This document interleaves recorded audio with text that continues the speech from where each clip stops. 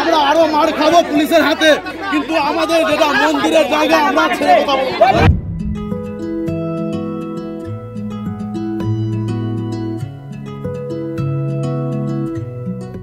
আসবেন তো শুভ মুহূর্তে। হয়েছিল এখানে কি হয়েছিল, কি নিয়ে গন্ডগোল? পুরামাসানের মেলা হয়, আমরা কোনো পক্ষের লোক নাই, জমিটা ভেস্টের জমি, এর আগে মেলা হয়েছে, কেউ কেউ লোক মানে সবাইকে খেতে দিয়েছিল, পুরামাসান থেকে টাকা হিসাবে খেতে দিয়েছিল, সে জমি চুরিয়া ভাবে রেজিস্ট্রি হয়ে গেল, সেই জমি ওকে পুলিশ আসলো, এখানে মানা করা গেল কেউ নামবে না, তার মধ্যে আমরাও নামেনি, কিন্তু যারা কিনেছিল মিথ্যাবাদী বলে তারা কিন্তু নেমেছে।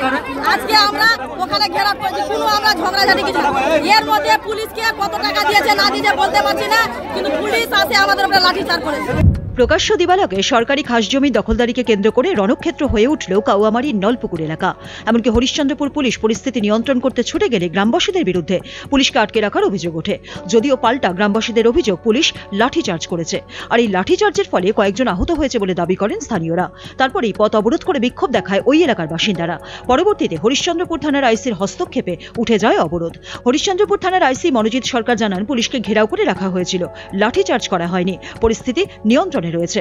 ভূমি ও ভূমি সংস্কার আধিকারিক ভিক্টর সাহা জানান, নিয়ম অনুযায়ী ওই জমি পুনরুদ্ধার করা হবে। হরিশ্চন্দ্রপুর থেকে সৌরভ মিশ্র রিপোর্ট, উত্তরবঙ্গ সংবাদ।